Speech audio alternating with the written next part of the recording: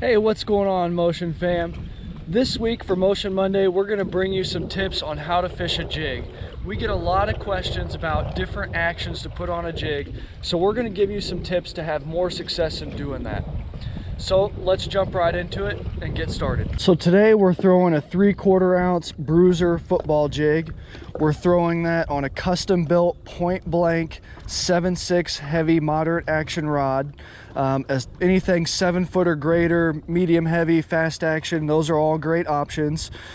The reel is going to be super important. You want something with fast pickup.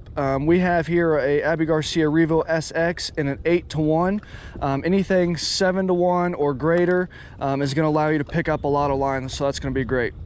So the first thing we're going to do is, as we make that cast out, we're going to let that jig fall all the way down to the bottom. Wait till you see that slack come in your line.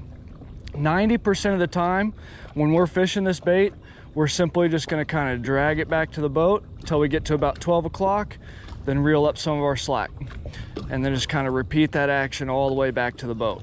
A lot of times you're going to find those bites when the bait is paused. If you're getting bites when the bait's moving, try slowing down just a little bit longer. Okay? One of the second actions that we can do is more of a hop presentation.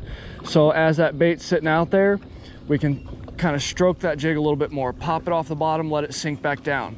Pop it off the bottom, let it sink back down, and kind of do that all the way back to the boat. One of the third presentations we can do is more of a fast kind of drag. Kind of drag it along, reel up some slack, drag it along, reel up some slack. Just keep doing that all the way back to the boat.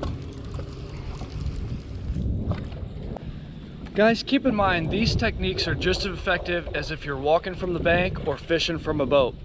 99% of the time, we're going to start with that just kind of slowly drag it back technique. And then from there, we're going to let the fish dictate how they want that presentation, whether it's hopping it back or more crawling it along the bottom.